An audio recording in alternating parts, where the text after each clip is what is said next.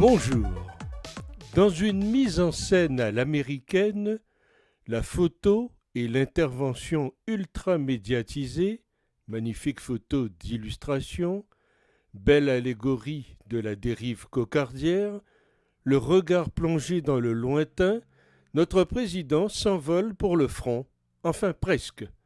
Sur le tarmac de l'aéroport d'Orly, le chef de l'État, avant de s'envoler pour une tournée de 2 jours en Europe de l'Est, en a appelé au sursaut républicain pour le second tour des législatives.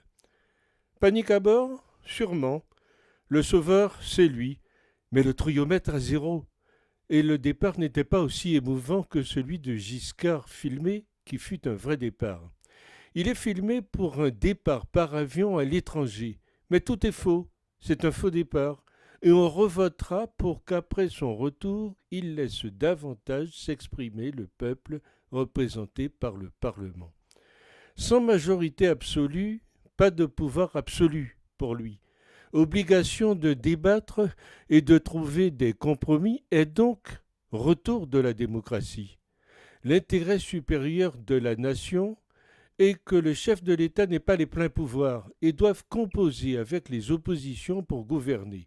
L'idéal serait d'ailleurs l'absence de toute majorité absolue. L'intérêt supérieur de la nation, c'est que le Parlement fasse son travail de contre-pouvoir et ne soit pas une simple chambre d'enregistrement comme lors des 5 années qui viennent de s'écouler. Cette image à Orly fait partie de la campagne électorale avec les moyens illimités de l'État. Quel décompte des frais de campagne? Et de quel droit l'Élysée est mise au service d'un seul parti? La République appartient aux Français. Ce président en appelle au sursaut républicain, c'est-à-dire à voter pour les candidats ensemble. Peut-on en déduire qu'avoir un autre vote, LR par exemple, est anti-républicain? Sursaut républicain. L'expression est tellement galvaudée qu'elle en devient ridicule. Pourquoi demander un sursaut quand on a mis 5 ans pour mettre Le Pen au second tour avec 43%? Quand le parti arrive de justesse à battre une coalition de briques et de brocs, quand toutes les réformes promises sont tout juste en chantier, on crée la peur pour pouvoir gouverner, mais on a connu des présidents dont les Français adhéraient à un projet. C'est quoi le macronisme? Même ses électeurs sont incapables de dire pour qui ils votent.